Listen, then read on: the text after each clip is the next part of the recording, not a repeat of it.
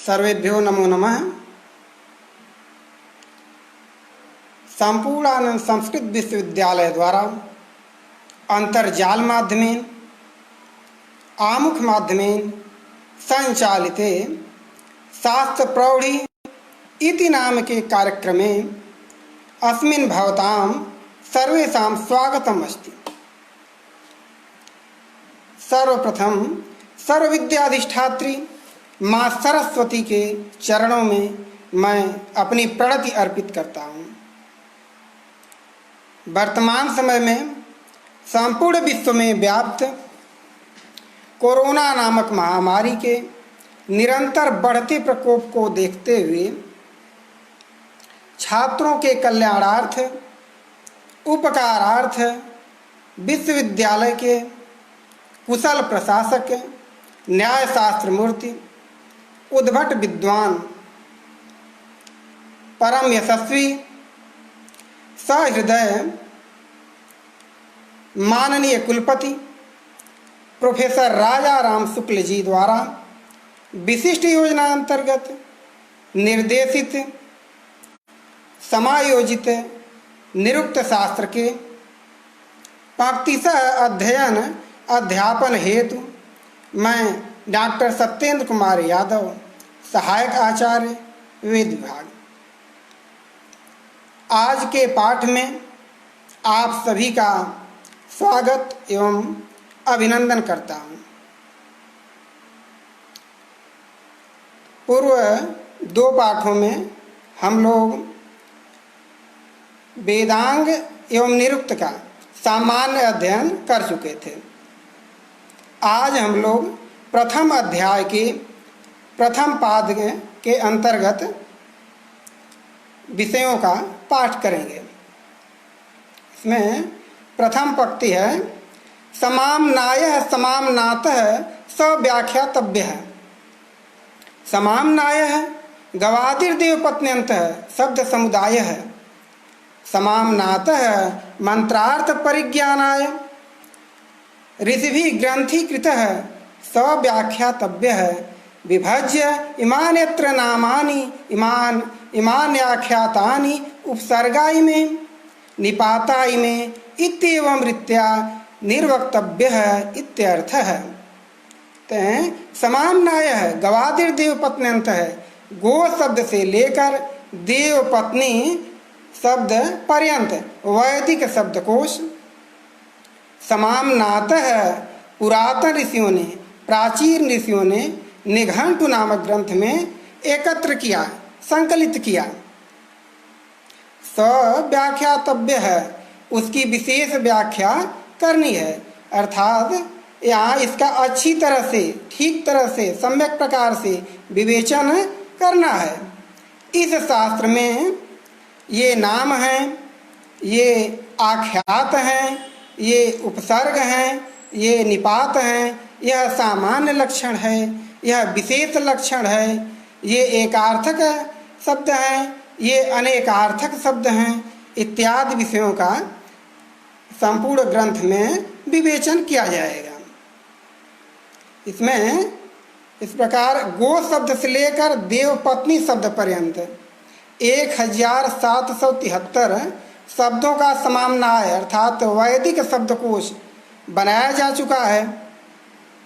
महर्षि व्यास कहते हैं कि गो शब्द से लेकर देवपत्नी शब्द पर्यंत 1773 शब्दों का वैदिक शब्दों का शब्दकोश बनाया जा चुका है। अब उसकी व्याख्या होनी चाहिए, करनी चाहिए। वो अपने व्याख्या को कहते हैं कि अब इसकी व्याख्या होनी चाहिए। जो शब्द संकलित हुए हैं उसकी व्याख्या के रूप में इस निरुक्त ग्रंथ की रचना वो कर रहे हैं।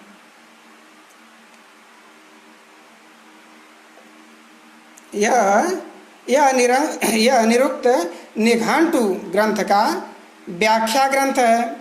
मूल ग्रंथ निघंटु कहलाता है। वह मुख्यतः ऋग्वेद के शब्दों का संग्रह रूप वैदिक शब्दकोश है। उसमें निघंटु में 5 अध्याय हैं। प्रथम 3 अध्यायों में एक एक शब्द के वाचक अनेक शब्दों का संग्रह किया गया है इसमें। और प्रथम 3 अध्याय में, अध्याय 1, 2 और 3 में, अध्याय 4 नैगम, प्रथम 3 अध्याय को नैघंटुक कांड के नाम से जाना जाता है और अध्याय 4 नैगम कांड के नाम से जाना जाता है। इसमें अनेकार्थक एक एक पदों का संग्रह रूप है। और 5वां अध्याय को दैवत कांड के नाम से जाना जाता है, यह उसका तीसरा भाग है। इस अध्याय में ऋग्वेद के देवताओं का संग्रह किया गया है। इस प्रकार निघंटु की व्याख्या निरुक्त के प्रारंभिक 3 अध्याय नैघंटुक कांड, मतलब निघंटु का जो प्रथम 3 अध्याय है वही नैघंटुक कांड, और निरुक्त का भी प्रथम 3 अध्याय नैघंटुक कांड हुआ। अगला निघंटु का चौथा कांड, निघंटु का चौथा अध्याय और निरुक्त का चौथे से लेकर 6ठा अध्याय नैगम कांड के नाम से जाना जाता है। अंतिम 6 अध्याय जो निघंटु का 5वां अध्याय है और निरुक्त का 7 से लेकर 12वें अध्याय तक, इसको दैवत कांड के नाम से जाना जाता है। इस प्रकार निरुक्त कांडों के रूप में, मतलब 3 कांडों के रूप में 3 मुख्य विभागों में विभक्त हुआ है।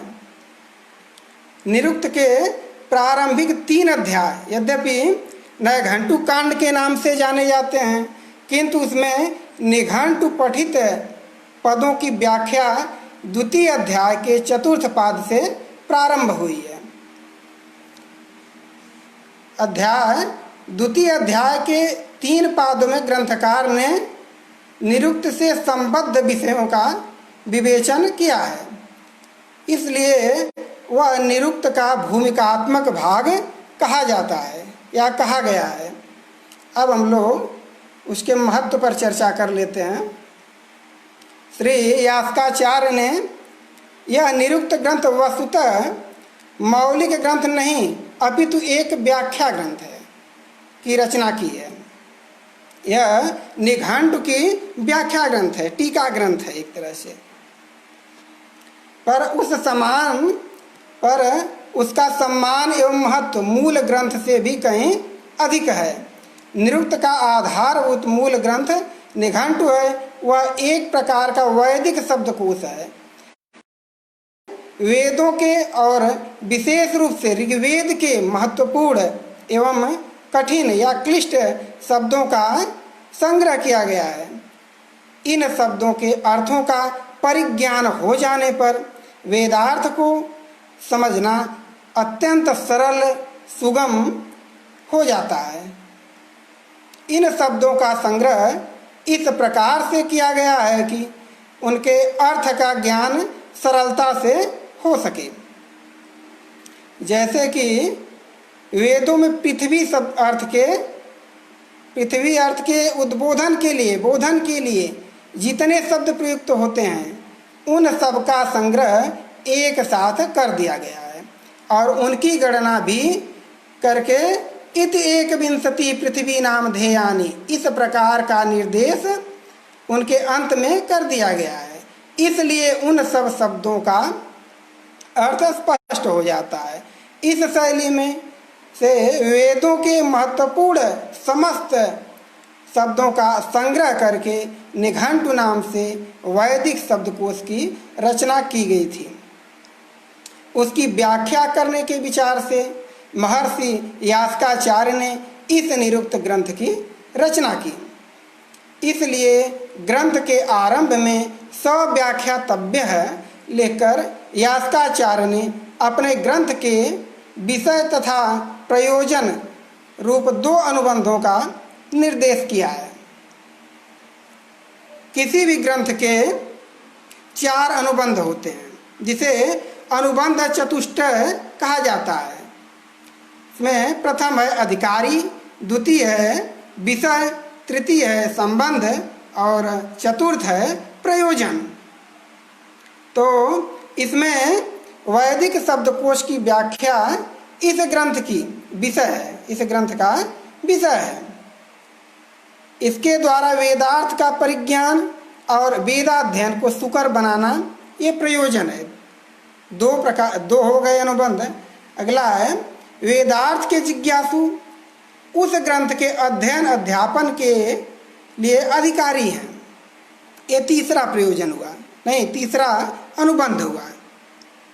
अब अगला है विषय के साथ ग्रंथ का प्रतिपाद्य प्रतिपादक भाव संबंध तथा अधिकारी के साथ उसका बोध्य बोधक भाव संबंध है।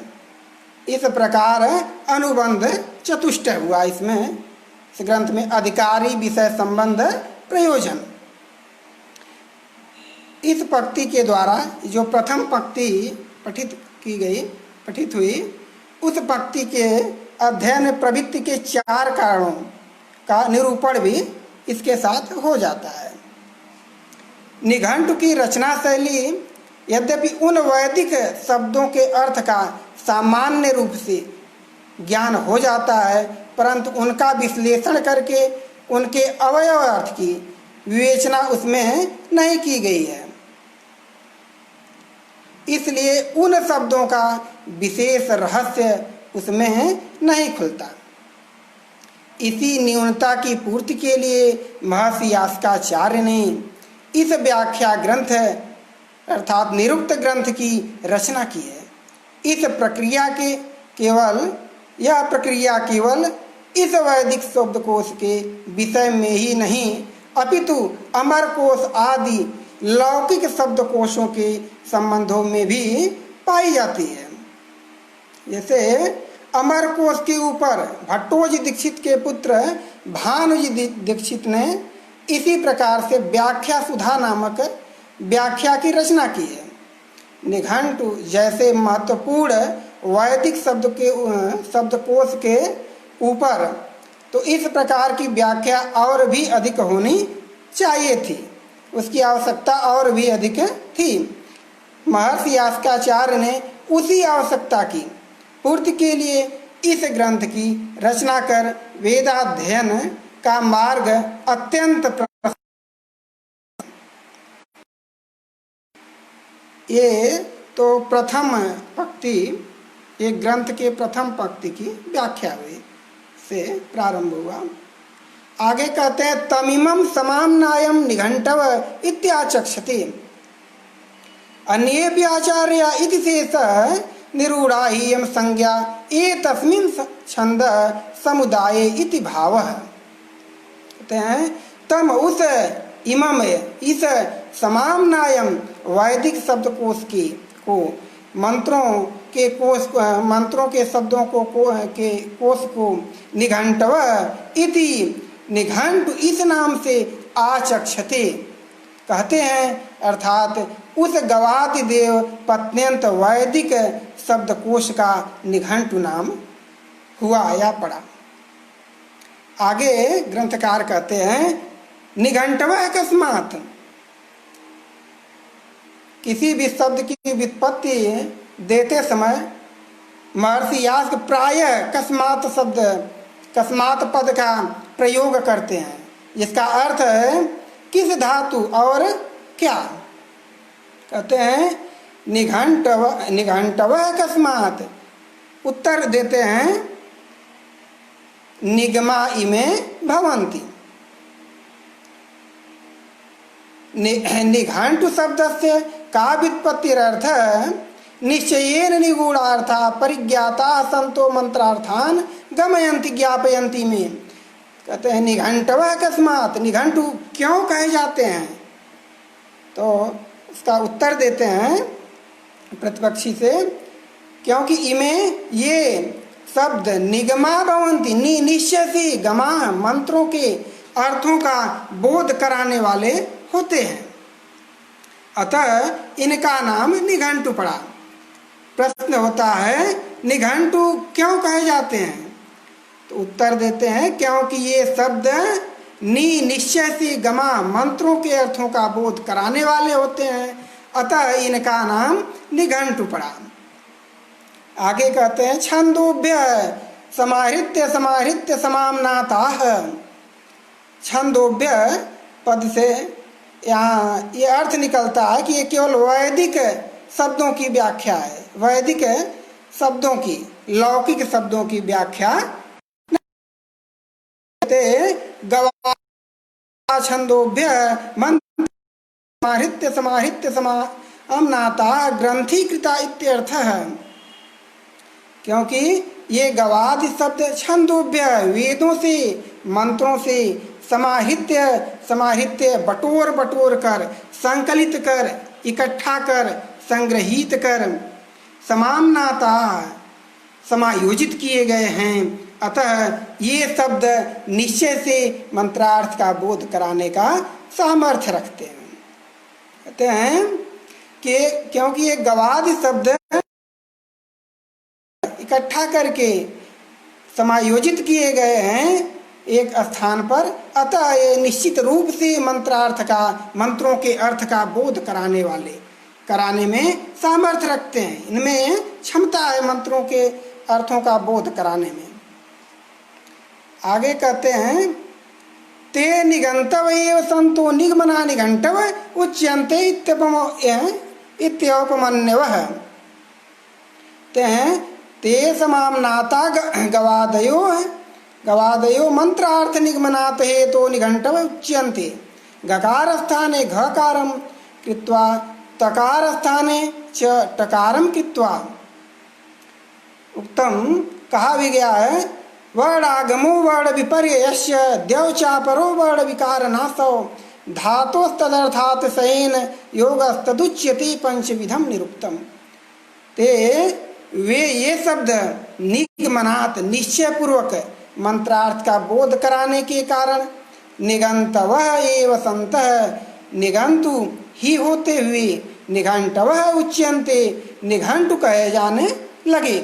इति औपमन्यवः, यह ऐसा मत उपमन्यु के पुत्र औपमन्यव आचार्य का है। निघंटु में ग के स्थान पर घ और तू के स्थान पर ट करके निघंटु बन गया। निघंटु का शब्दार्थ हुआ निश्चय से गंतु मंत्रार्थ का बोध कराने वाले। अतएव निघंटु का भी यही अर्थ हुआ निश्चय से गंतु मंत्रार्थ का बोध कराने वाले। आगे कहते हैं, आगे हम लोग एक एक शब्दों के 3 प्रकार हैं, तो उन शब्दों के 3 प्रकारों में निघंटु किस प्रकार का शब्द है उसको जानने की आवश्यकता है, ज़रूरत है। उसको हम लोग पहले जान लेते हैं। निरुक्त सिद्धांत के अनुसार शब्दों का 3 प्रकार का विभाजन किया गया है। प्रथम है प्रत्यक्ष वृत्ति शब्द, द्वितीय है परोक्ष वृत्ति शब्द, तृतीय है अति परोक्ष वृत्ति शब्द, जिसमें धातु और प्रत्यय का विभाग स्पष्ट रूप से सरलता से प्रतीत हो जाता है। उनको हम प्रत्यक्ष वृत्ति शब्द कहते हैं। जैसे पाचक, कारक, हारक आदि इत्यादि शब्द प्रत्यक्ष वृत्ति के अंतर्गत आते हैं। जिन शब्दों में धातु और प्रत्यय इत्यादि का विभाग उतना स्पष्ट नहीं हो पाता, मतलब प्रत्यक्ष वृत्ति की तुलना में थोड़ा कम स्पष्ट होता है, उनको परोक्ष वृत्ति शब्द कहते हैं। और जहाँ धातु प्रत्यय आदि का विभाग बिल्कुल प्रतीत नहीं होता, एकदम अस्पष्ट रहता है, सर्वथा कल्पना से प्रतीत होता है, उनको अति परोक्ष वृत्ति शब्द कहा जाता है। इन तीनों प्रकार के शब्दों में से प्रत्यक्ष वृत्ति शब्दों का निर्वचन करने में कोई कठिनाई नहीं होती है, ये सरलता से हो जाते हैं। परंतु परोक्ष वृत्ति द्वितीय जो प्रकार है, परोक्ष वृत्ति शब्दों का निर्वचन भी प्रायः सब सरलता से हो जाता है, किंतु प्रत्यक्ष वृत्ति की तुलना में थोड़ा कम सरलता रहती है। परंतु अति परोक्ष वृत्ति शब्दों के निर्वचन में बहुत कठिनाई होती है, इसलिए उनके निर्वचन के विषय में यह सिद्धांत स्थिर किया गया है कि अति परोक्ष वृत्ति शब्दों को पहले परोक्ष वृत्ति और फिर प्रत्यक्ष वृत्ति बनाना चाहिए, अथवा दूसरी तरह से कहें या दूसरी तरह से चलें तो पहले प्रत्यक्ष वृत्ति फिर पुनः परोक्ष वृत्ति रूप देकर अति परोक्ष वृत्ति रूप देना चाहिए। एक मतलब उसमें क्रमबद्धता होनी चाहिए। इस उपाय का आलंबन करने से उनका अवयव अर्थ स्पष्ट हो जाता है सरलता से। इसी प्रक्रिया का अवलंबन करके यहाँ निघंटु पद का शब्द का निर्वचन किया गया है। निघंटु शब्द अति परोक्ष वृत्ति है, जो शब्द के तीन प्रकार हैं, तीन भेद हैं, प्रत्यक्ष, परोक्ष, अति परोक्ष। तो जो निघंटु शब्द है यह अति परोक्ष वृत्ति शब्द है, उसके अंतर्गत आता है।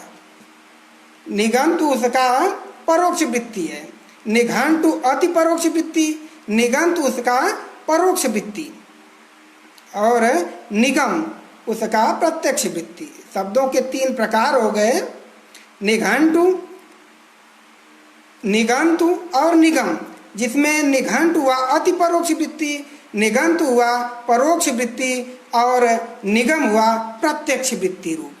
निघंटु के शब्द निश्चित रूप से वेदार्थ का ज्ञान कराने वाले हैं, इसलिए वे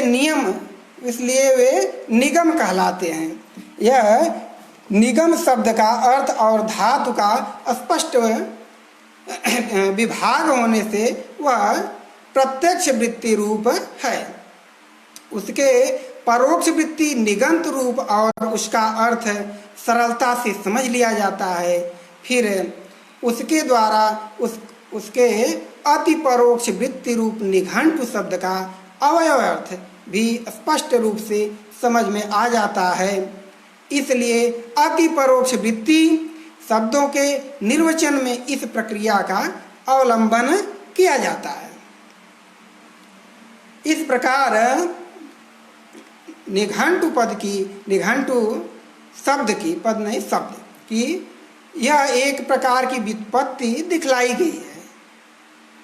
इसमें निघंटु शब्द में नी उपसर्ग पूर्वक गम धातु से तीत, गम धातु से सीत, नी, गमि, मसी, सची, अवि, उड़ा इत्यादि उड़ादि इस सूत्र से तून प्रत्यय होकर ग के स्थान पर, गकार के स्थान पर ख तथा त के स्थान पर ट रूप वर्ण विकार के बाद निघंटु बना।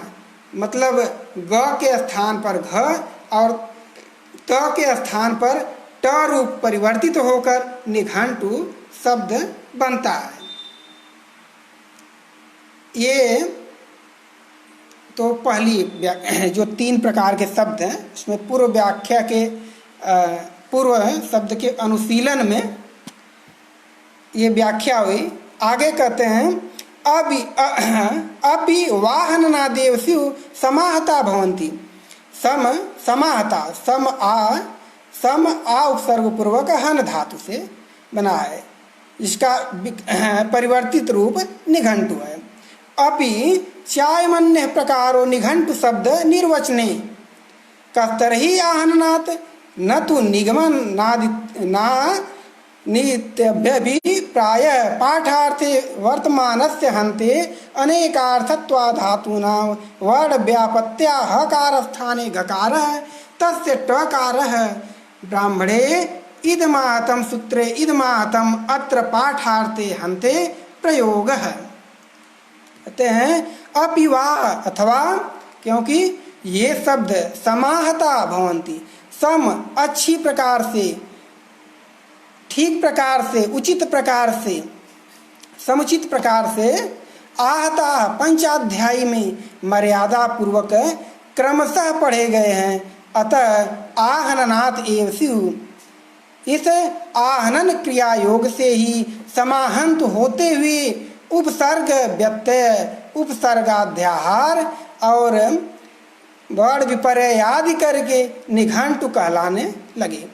अर्थात समाहंतु के सम के स्थान पर नी आ उपसर्ग की अविद्यमानता का अध्याहार, ह के स्थान पर घ और त के स्थान पर ट होकर समाहंतु का निघंटु बन गया। तात्पर्य यह हुआ कि निगमन के कारण निघंटु नाम नहीं पड़ा।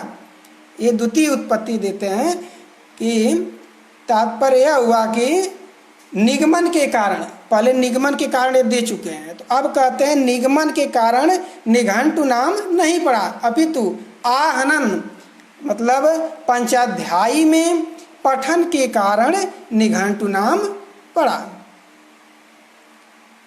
ये दूसरी व्युत्पत्ति थी जिसमें लोगों ने निघंटु शब्द की व्युत्पत्ति आंग उपसर्ग पूर्वक हन धातु से की है। आंग पूर्वक हन धातु का प्रयोग प्रायः पाठ अर्थ में होता है। महाभाष्यकार ने लिखा है कि प्रसिद्धस्य पाठार्थे हन्ते प्रयोगः ब्राह्मणे इदमाहतम। इस हन धातु से व्युत्पत्ति करने का अभिप्राय यह है कि निघंटु के शब्द मर्यादा पूर्वक अर्थात एक विशेष क्रम और विशेष नियम के अनुसार आहत या पठित हैं। इस अवस्था में आंग उपसर्ग पूर्वक अथवा सम आंग उपसर्ग पूर्वक इन धातुओं से औरादिक तुन प्रत्यय करने पर आहंतु अथवा समाहंतु रूप बनता है।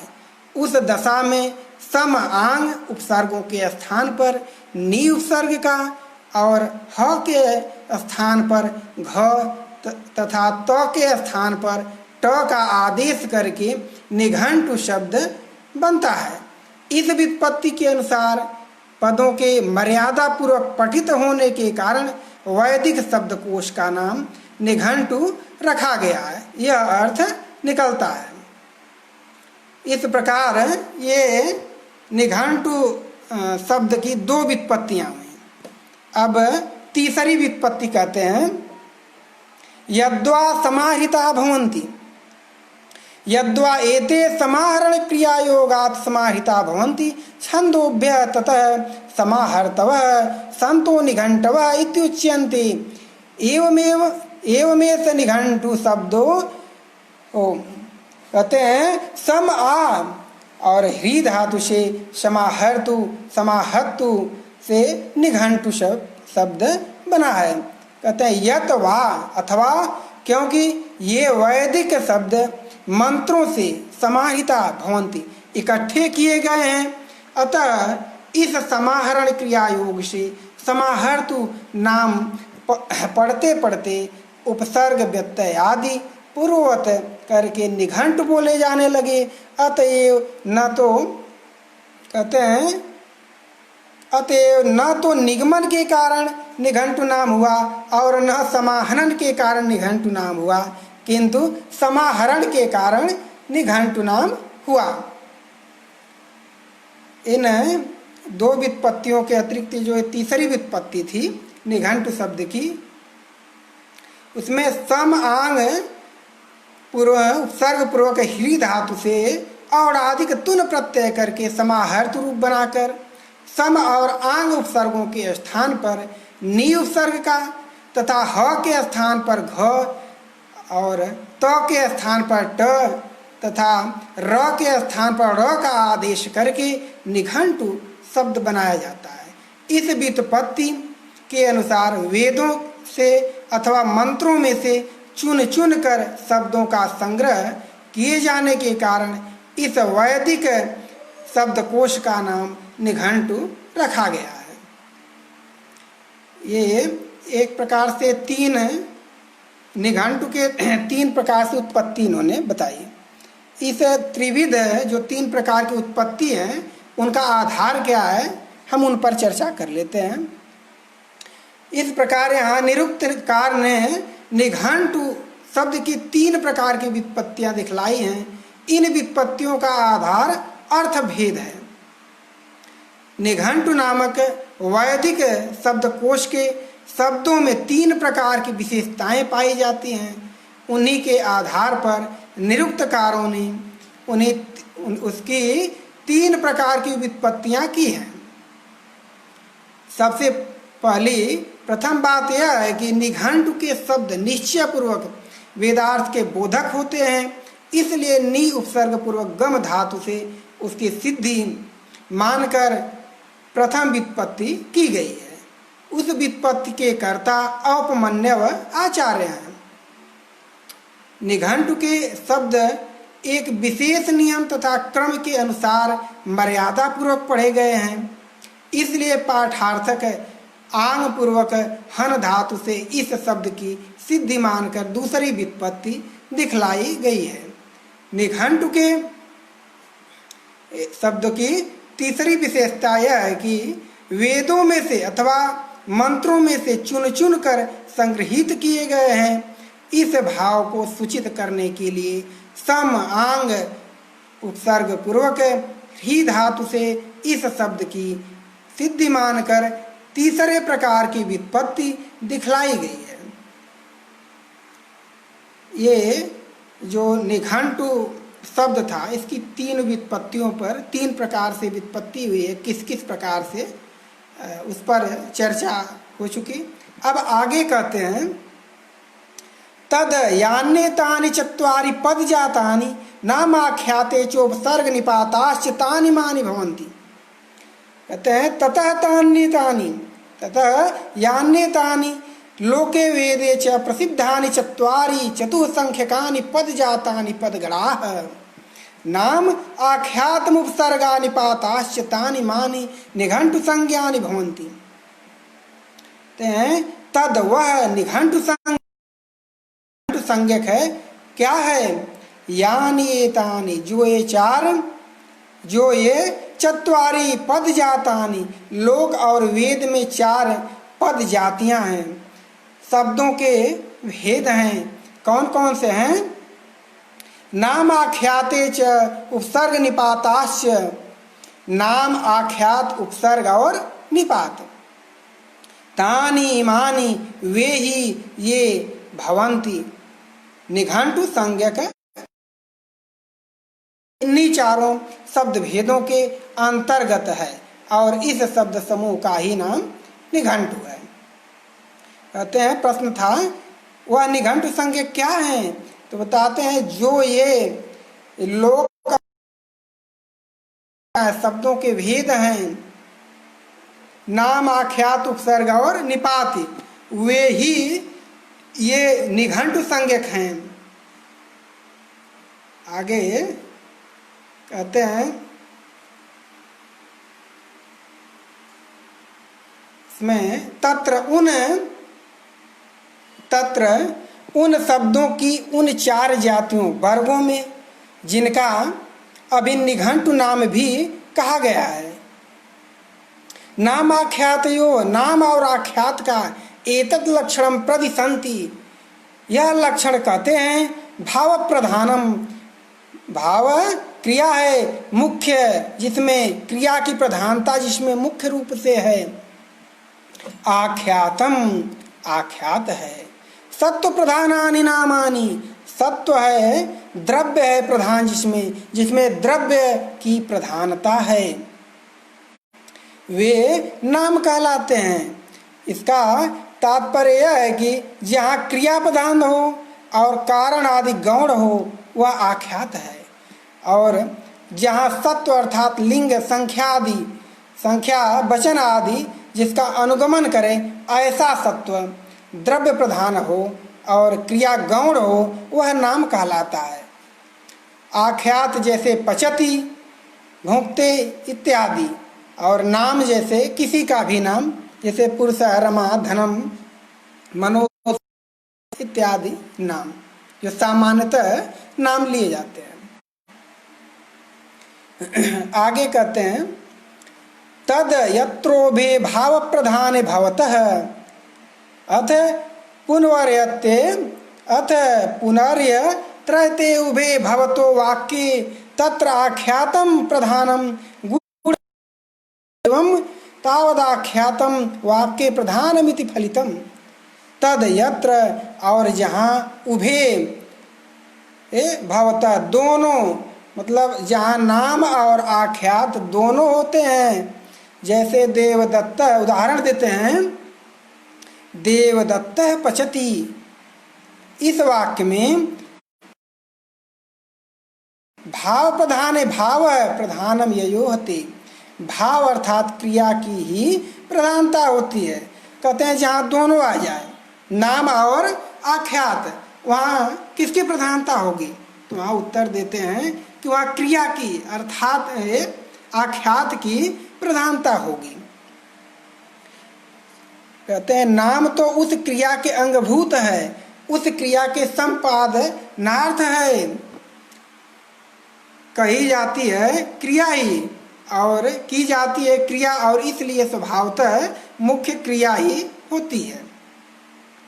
आगे कहते हैं पूर्वापरिभूतम भावमाखेतानाचष्टे ब्रजति पचति उपक्रम प्रभृति वर्ग पर्यंतम।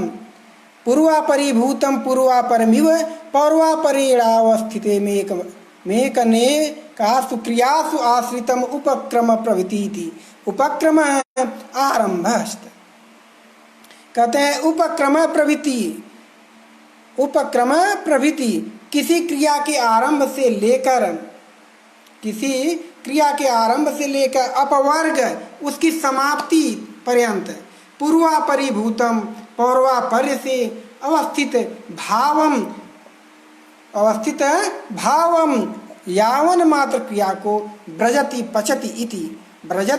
पचति इति भाव आदि भाव को आख्यातेन आख्यात से आचष्टे कहत।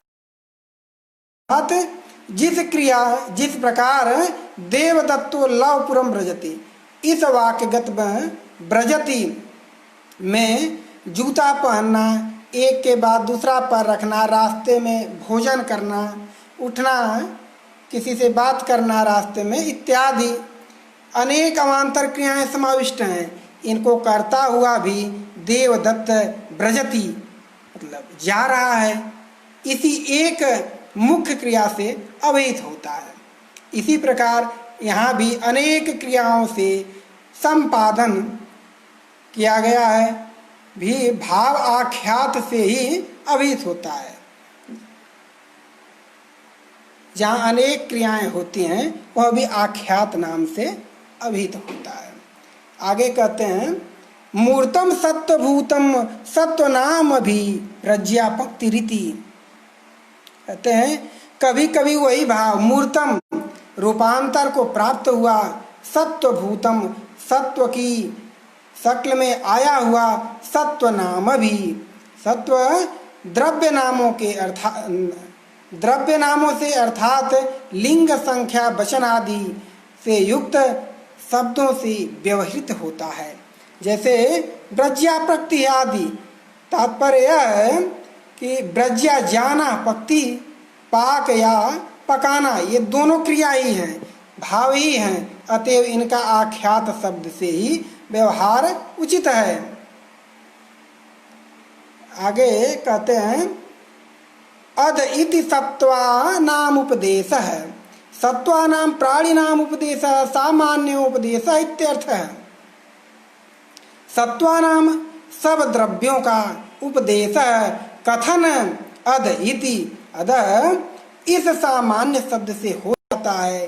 किसी भी वस्तु के लिए लिंग आदि का विचार न करके हमारा सामान्य प्रश्न होता है कि मदह यह क्या है। आगे कहते हैं गौरस्व पुरुषो अस्ति इति अयम गवादि सत्वानाम विशेषोपदेश इत्यर्थ है। गौरस्व पुरुषो हस्ति इति, गौ अश्व पुरुष हाथी आदि द्रव्यों के नाम विशेष हैं।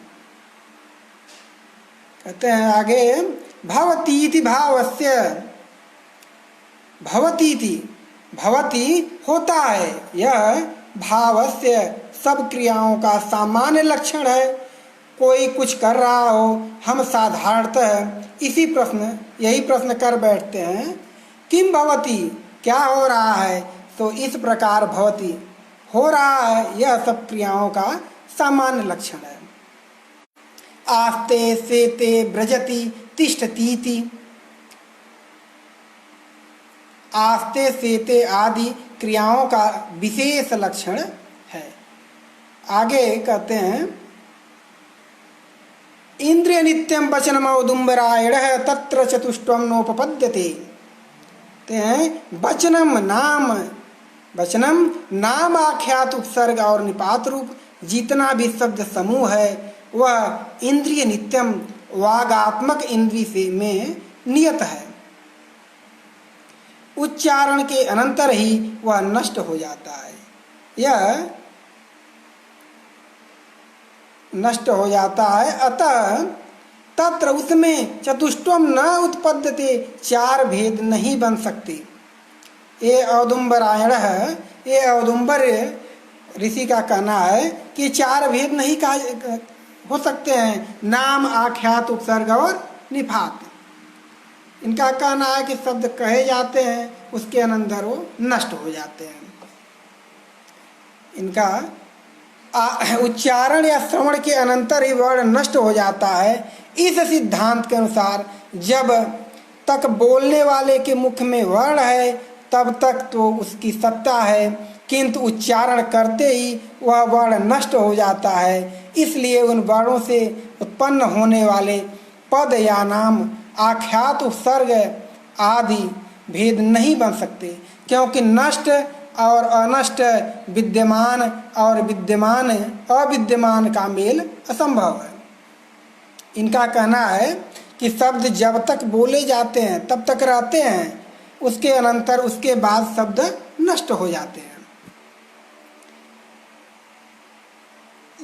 विद्यमान कोई भी वस्तु की विद्यमानता भी हो अविद्यमानता भी हो, दोनों संभव नहीं है कि नष्ट भी हो और अनष्ट भी हो, वर्तमान में भी हो भी न भी हो, ये नहीं हो सकता।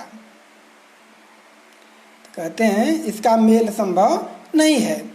आगे कहते हैं अयुगपद उत्पन्ना नाम वा शब्दानाम इतरेतरोपदेश है।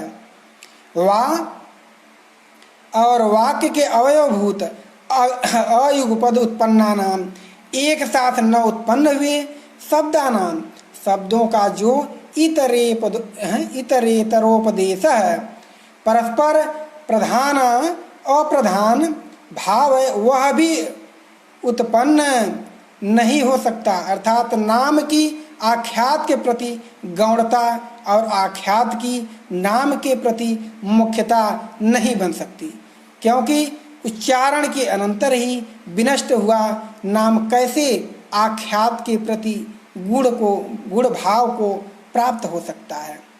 विनष्ट और अविनष्ट का परस्पर प्रधान अप्रधान भाव असंगत है, अमेल है, इसका मेल नहीं है, इसका संगत नहीं है, ये उचित नहीं है।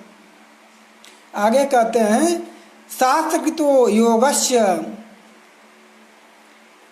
यस्यायं शास्त्रकृतो योगः शब्दस्य शब्दांतरेण योगः तद्यथा उपसर्गस्य धातूनां धातो प्रत्ययेन प्रत्ययस्य लोपापवर्ण विकारः अयं च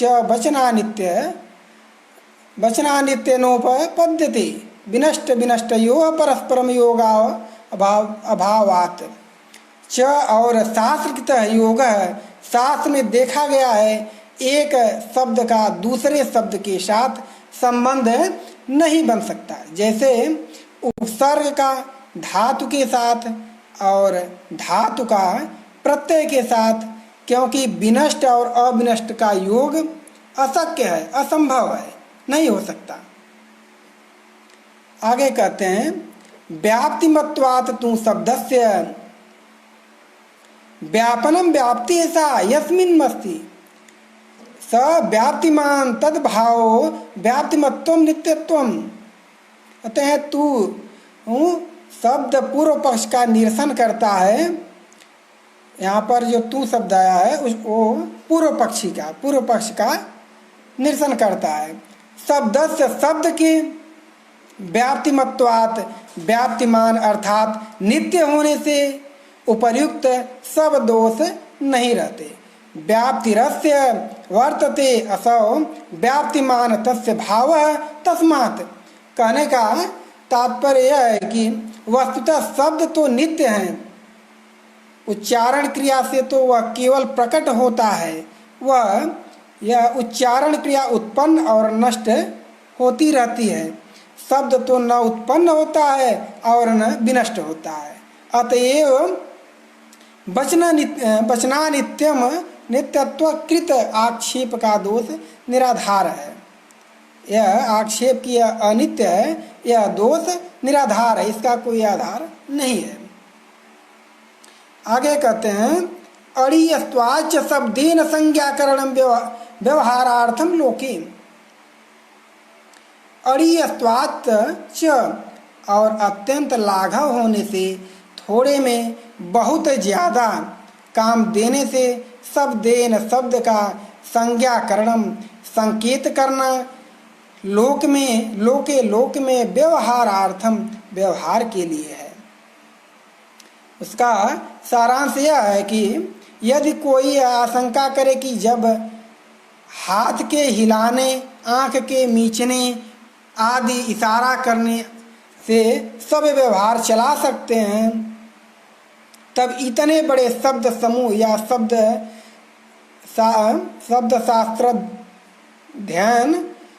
शास्त्र ध्यान की क्या आवश्यकता है, क्या प्रयोजन है। इस शंका का उत्तर देते हैं, कहते हैं कि शब्द के निश्चितार्थ और अत्यल्प होने से जो ज्ञान हमें आसानी से शब्दों द्वारा हो सकता है, वह दुरूह और संदिग्ध होने से संकेतों द्वारा नहीं हो सकता। वह संकेतों से उसका ज्ञान आसानी से, सुगमता से नहीं किया जा सकता है। आगे कहते हैं तेसाम मनुष्यवद देवता विधानम। हम तेसाम उन नामाख्यातोपसर्ग निपातात्मक पदों की शक्ति मनुष्यवत, मनुष्यों की तरह देवताभिधानम देवताओं की भी कथन करने में समर्थ हैं। अर्थात नामाख्यात आदि, जो नाम और आख्यात इत्यादि हैं, जो लौकिक भाषा के शब्द हैं, वे ही वैदिक भाषा के भी हैं। इन शब्दों की जो शक्ति मनुष्यों को बोधन करा सकती है या कराती है, वह देवताओं के बोधन कराने में कहीं चली नहीं जाएगी। आगे कहते हैं पुरुष विद्या नित्यत्वात् कर्म संपत्तिर्मनन्तो वेदे का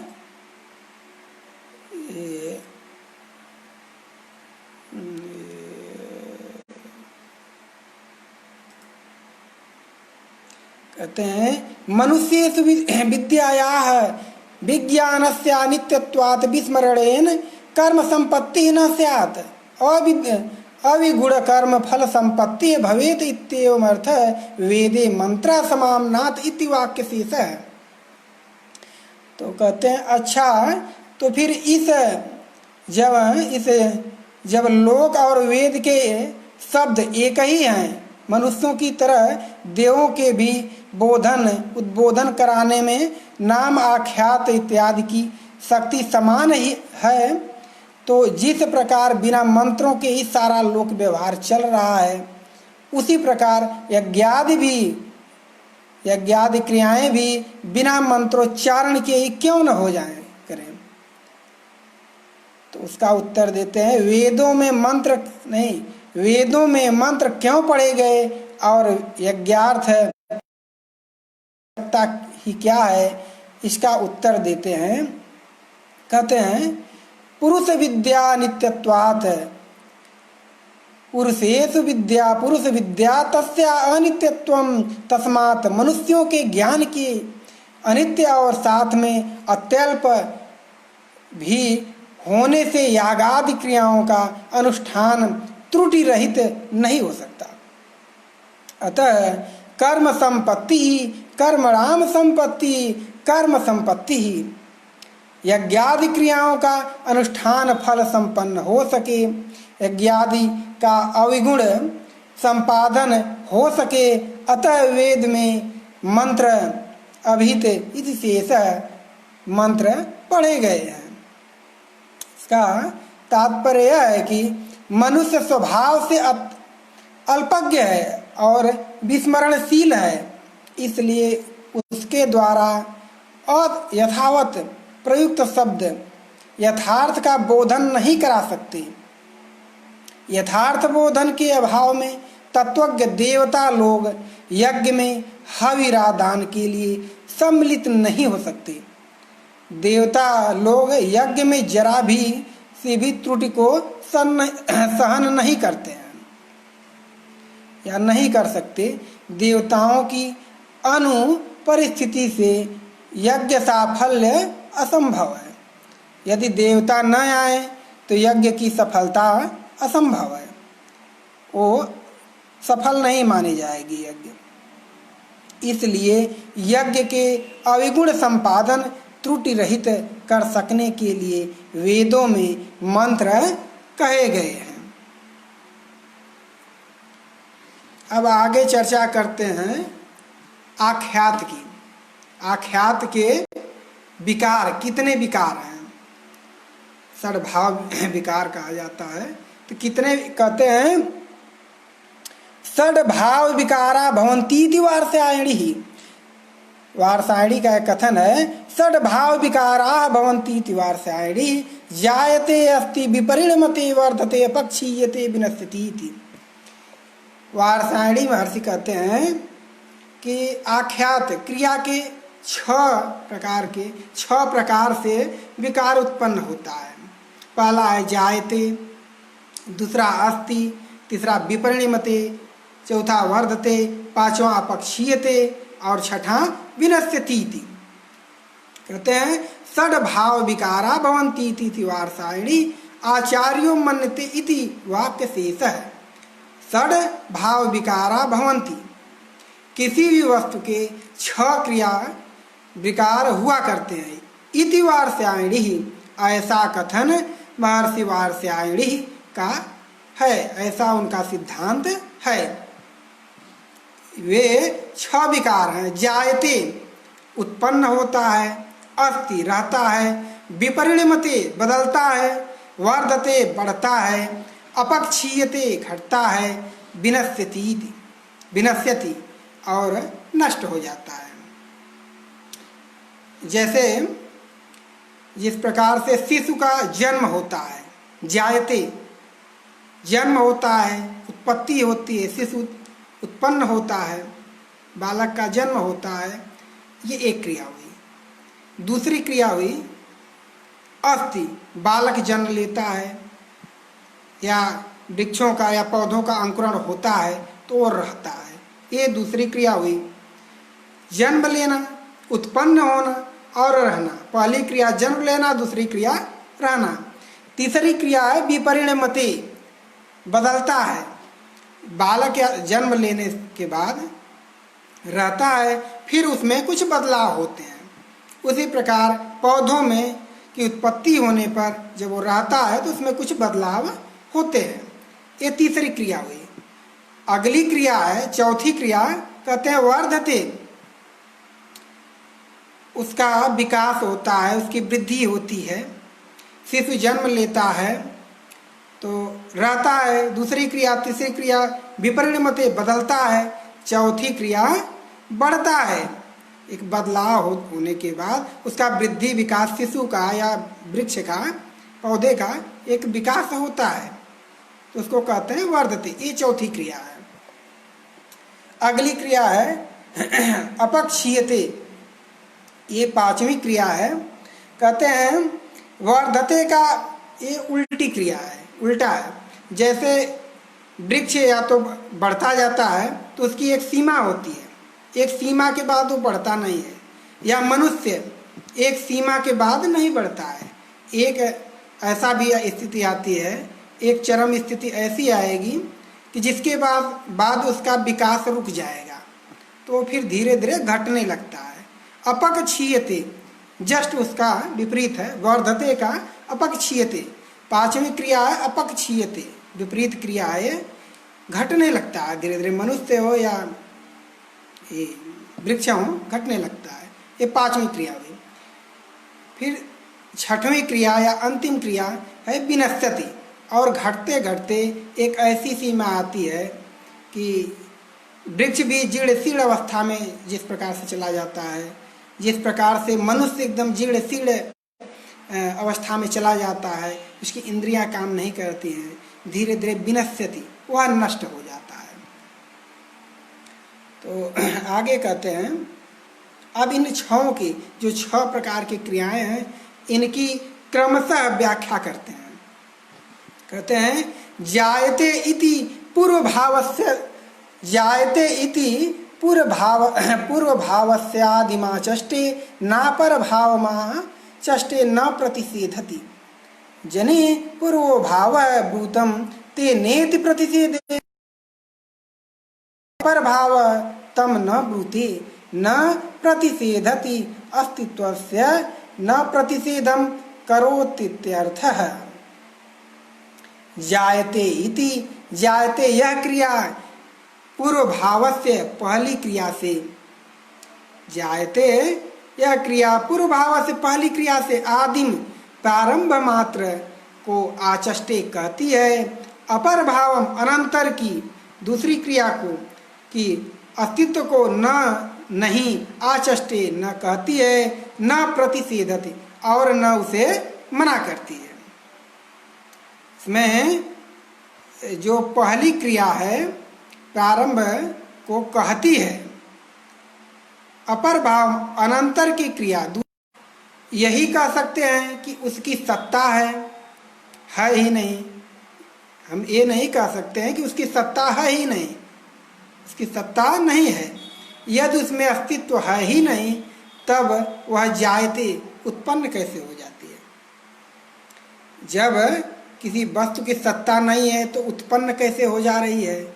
यह व्यवहार ही कैसे हो सकता है? जिसकी सत्ता न हो उत्पन्न कैसे होगी? यदि जायते को अस्ति यह कह दें कि है, जायते रूप में अस्तित्व को भी ले आवें, तो यह अभी नहीं बनता, क्योंकि जो पहले से ही है, अर्थात वह जब पैदा होने, जो पहले से है तो पैदा कैसे होगी, उत्पन्न कैसे होगी, उसकी उत्पत्ति कैसे होगी? अतः कहा गया है कि जायते यह तो केवल किसी भी वस्तु की आदि क्रिया से प्रारंभ मात्र को कहता है। वहाँ न तो अस्तित्व का प्रतिषेध ही है और न उसका अस्तित्व का स्वीकृति ही है। आगे कहते हैं अस्तित्वपन्नस्य सत्वस्यावधारणम, कहते हैं अस्तीति जातस्य सत्वस्यावधारण मात्रम ब्रवीति न विपर्यमाचष्टे अपूर्णत्वात् न प्रतिषेधत्युपस्थितत्वात्। अस्ति इति, अस्ति यह शब्द या यह क्रिया उत्पन्नस्य पैदा हुई सत्वस्य पदार्थ की अवधारणम निश्चयात्मक स्थिति को कहता है, और यह अस्ति अगली क्रिया विपरिणमते को, मतलब पहली क्रिया अस्ति को यह शब्द यह क्रिया पैदा हुए यथार्थ की निश्चयात्मक स्थिति को कहता है, और अगली क्रिया या अस्ति अगली क्रिया विपरिणमते को न कहती है और न ही मना करती है। अब अगली क्रिया की व्याख्या करते हैं। कहते हैं विपरिणमते इत्यप्रच्यमानस्य तत्वाधिकारकम, विपरिणमते इत्येष शब्दो प्रच्यमानस्य शब्द तत्वाद प्रभ्रस्यमानस्य विकारम विक्रिया मात्रम ब्रवीति। कहते हैं विपरिणमते इति, विपरिणमते बदलता है यह शब्द तत्वात अप्रच्यमानस्य, अपनी असलियत से न गिरती हुई वस्तु के विकार कहता है, अर्थात वस्तु अपनी सत्ता से तो नहीं टिकती, किंतु पूर्व स्थिति में नहीं रह पाती। उसमें कुछ फर्क, कुछ अंतर अवश्य आ जाता है, और यही फर्क या अंतर विपरिमाण है। विपरिणमते, यह क्रिया अगली क्रिया को, वर्धते को यह क्रिया न तो कहती है और न ही मना करती है। आगे कहते हैं, वर्धते इति स्वांगाभुच्चयम सांयोगिकानाम वार्थानाम वर्धते विजयेनेति वा वर्धते शरीरेणेति वा। कहते हैं वर्धते इति, वर्धते बढ़ता है, यह शब्द स्वांगाभुच्चयम, स्वांगानाम अभ्युच्चयम, अपने सिर ग्रीवा आदि अवयवों की बढ़ती को कहता है। सांयोगिकानाम अर्थानाम वा, या अपने संपर्क में आए हुए, अपने संपर्क में आए हुए धन धान्य आदि पदार्थों की बढ़ती को कहता है। जैसे वर्धते विजयेन वर्धते शरीरेण, वह जिस विजय से बढ़ रहा है वह जीतता जा रहा है। यह सांयोगिक का उदाहरण है। अगला है, दूसरा है स्वांगाभुच्चयम। यह स्वांगाभुच्चयम का उदाहरण देते हैं, वह अपने शरीर से बढ़ रहा है। जब हम वर्धते कहते हैं तब इससे अगली क्रिया अर्थात अपक्षय को न तो कहते ही हैं और न मना ही करते हैं। आगे कहते हैं, अपक्षीयते इत्यतेनेव व्याख्यातः प्रतिलोमम् यथैव कैर्वा द्रव्य रूप चीयते तथैवापक्षीयते। अपक्षीयते घटता है, यह एतेनैव प्रतिलोमम्, इसी पद्धति से उल्टा व्याख्यात समझना चाहिए। जैसे स्वांग या सांयोगिक पदार्थों की वृद्धि होती है, उसी प्रकार उनका अपक्षय भी होता है, उनका ह्रास भी होता है, उनका घटाव भी होता है। इसमें भी अगली क्रिया विनश्यति को न तो कहता है और न ही प्रशिक्षित करता है, न ही उसका निषेध करता है और न ही कहता है, अर्थात न स्वीकार करता है। आगे कहते हैं, विनश्यतीति परभावस्य मदि विनश्यतीति परभावस्य आदिमाचष्टे न पूर्वभावमाचष्टे न प्रतिषीधति। कहते हैं विनश्यतीति, विनश्यति यह अपर भाव से अंतिम क्रिया से आदिम प्रारंभ को आचष्टे कहता है। न पूर्व भाव माचष्टे, वह न तो पूर्व भाव को कहता है और न प्रतिषेधति, न मना करता है। विनश्यति यह अंतिम क्रिया के प्रारंभ को कहता है, वह न तो कहता है और न तो पूर्व भाव को कहता है, न प्रतिषेधति, न मना करता है। कहते हैं आगे, अतोन्ये भाव विकारा एतेषामेव विकारा भवन्ति इति अस्माः। अतः अन्य, इनसे अतिरिक्त और भाव विकारा, जो क्रिया विकार हैं, एतेषामेव वे इन्हीं के विकार हैं। जो ये 6 विकार इन्हीं के विकार हैं, इन्हीं के अंतर्गत आ जाते हैं, इन्हीं के अवान्तर भेद हैं। इति ऐसा अस्माः वार्ष्यायणी ऋषि कहते हैं। उनका कथन है कि ये जो 6 क्रियाओं के अतिरिक्त भी संसार में, जगत में क्रियाएं हैं, पर्यावरण में सब क्रियाएं इन्हीं 6 के अंतर्गत आ जाती हैं। इन्हीं के या तो पर्यायवाची हैं या इन्हीं के अवान्तर भेद हैं।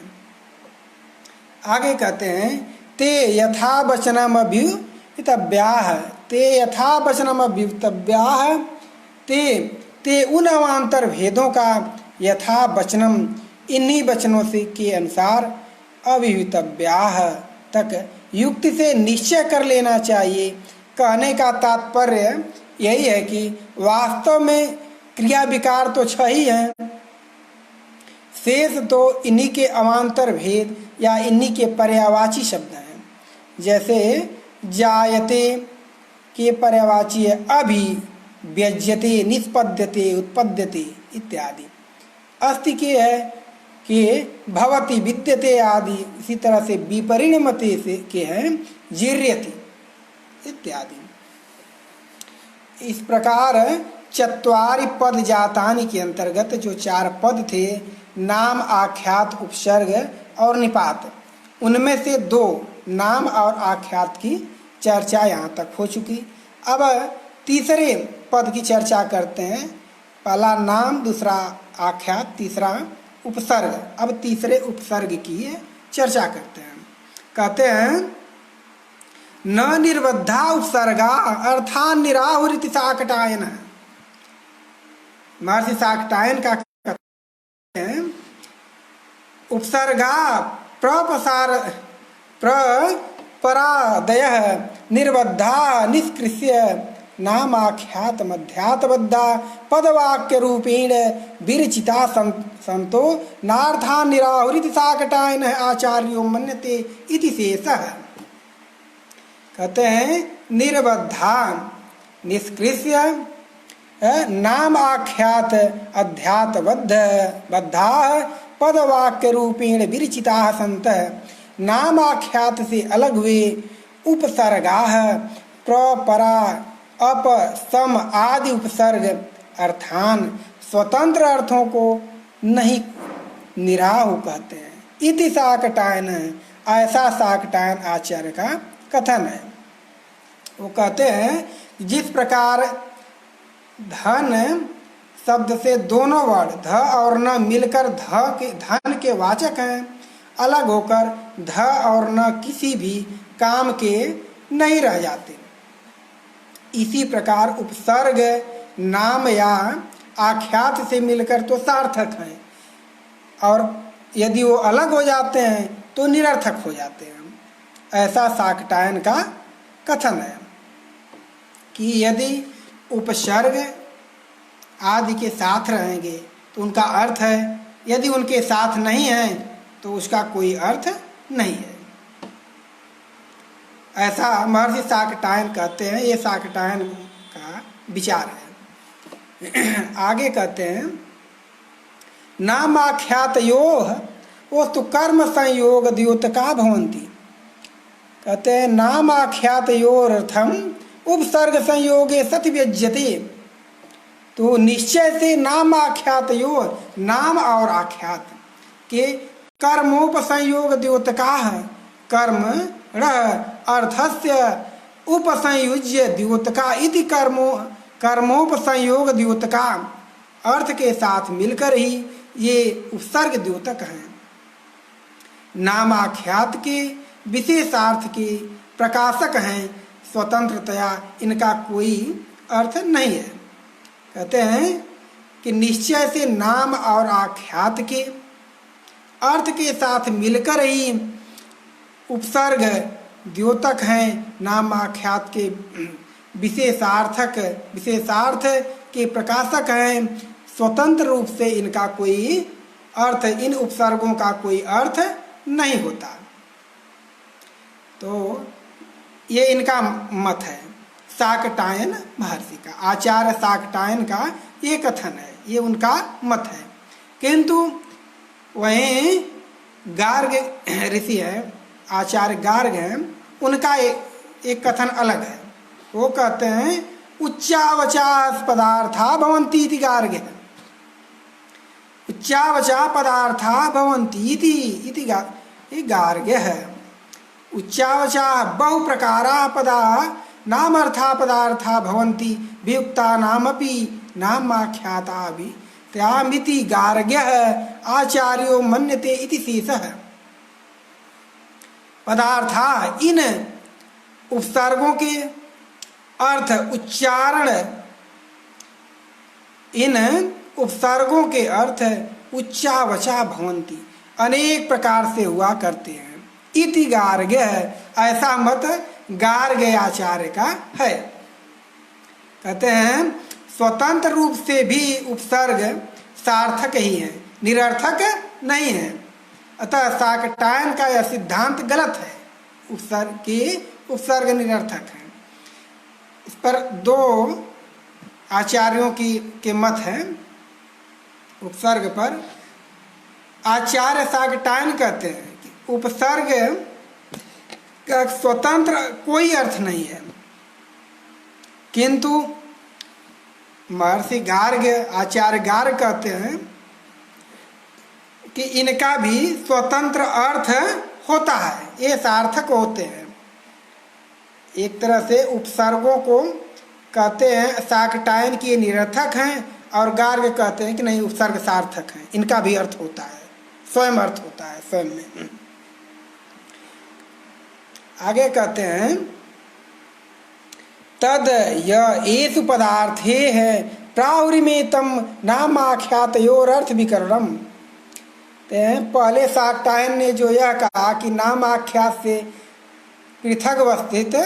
पृथक अलग अवस्थित उपसर्ग निरर्थक हैं, तो यह सिद्धांत अयुक्त है, क्योंकि यह जो येषु पदार्थ है इन उपसर्गों का अपना अर्थ है, स्वतंत्र अर्थ है। इमे ये उपसर्ग तम उस अपने स्वतंत्र अर्थ को प्राहु बराबर कहते हैं। इन उपसर्गों का वह स्वतंत्र अर्थ क्या है? नाम आख्यात यो अर्थ विकरणम, नाम और आख्यात में जो अर्थ विकार उपसर्ग के लगने से नाम और आख्यात में जो अर्थ भेद उपस्थित हो जाता है, बस वही इन उपसर्गों का अपना स्वतंत्र अर्थ है, इसलिए उपसर्ग सार्थक हैं। अब उनका स्वतंत्र अर्थ क्रमशः बतलाते हैं। पहले तो दो मत हुआ, एक आचार्य शाकटायन का, एक आचार्य गार्ग्य का, जिसमें आचार्य शाकटायन कहते हैं कि उपसर्गों का कोई स्वतंत्र अर्थ नहीं होता है, और आचार्य गार्ग्य कहते हैं कि उपसर्गों का स्वतंत्र अर्थ होता है, वो सार्थक होते हैं, स्वयं में पूर्ण होते हैं। तो ग्रंथकार महर्षि यास्क, निरुक्तकार भी गार्ग्य के मत से सहमत हैं, महर्षि आचार्य गार्ग्य के मत से सहमत हैं। ये भी कहते हैं कि ये उपसर्ग उस अपने अर्थ को बराबर कहते हैं। इन उपसर्गों का वह स्वतंत्र अर्थ क्या है? नाम और आख्यात में जो अर्थ विकार उपसर्ग के लगने से नाम और आख्यात में जो अर्थ भेद उपस्थित हो जाता है, बस वही इन उपसर्गों का अपना स्वतंत्र अर्थ है। ये कहते हैं कि जैसे उपसर्ग लगने पर तो सामान्यतः अर्थ बदल जाता है, उपसर्ग न लगे तो कुछ और अर्थ है, और उपसर्ग लग जाता है तो उसका अर्थ बदल जाता है। तो उसकी जो बदलाव की प्रक्रिया है, या जो बदल रहा है तो अर्थ ही बदल रहा है ना, तो सार्थक है तभी बदल रहा है उसका अर्थ। ये निरुक्तकार महर्षि गार्ग्य के मत से सहमत है कि नहीं, उपसर्गों का भी अर्थ होता है। यदि उपसर्ग न लगे तो अन्य अर्थ है, उपसर्ग लग जाने पर अन्य अर्थ में प्रयोग होने लगता है, उसका अर्थ दूसरा निकल जाने लगता है, विपरीत अर्थ हो जाता है, या भिन्न अर्थ हो जाता है, अन्य अर्थ हो जाता है। अब क्रमशः उन उपसर्गों की व्याख्या करते हैं, बताते हैं, देखते हैं। कहते हैं पहले आ इत्यर्वागर्थे तद्यथा आ पर्वतादिति, आ यह अर्वाक इधर के अर्थ में आता है, आ यह अर्वाक इधर के अर्थ में आता है। जैसे आ पर्वतात पहाड़ से इधर, पहाड़ से इधर। आगे कहते हैं प्रपरे तेतस्य प्रातिलोम्यम, प्र और परा ये दोनों एतस्य इस आ के प्रातिलोम्यम उल्टे अर्थ को, जो आ का अर्थ निकलता है उसके विपरीत अर्थ को प्र और परा ये दोनों एतस्य इस उल्टे अर्थ को कहते हैं। जैसे प्रगतः, परागतः चला गया, आगतः कहेंगे, आगतः आगतः आ रहा है, और परागतः चला गया, परे चला गया, अन्यत्र चला गया। एक का अर्थ हुआ आना और दूसरे का अर्थ हुआ जाना। ते उपसर्गों, ये उपसर्गों का अर्थ यदि नहीं रहता तो अर्थ कैसे बदलता। आगे कहते हैं अभित्याभिमुख्यम अभिगतः, उदाहरण देते हैं अभिगतः,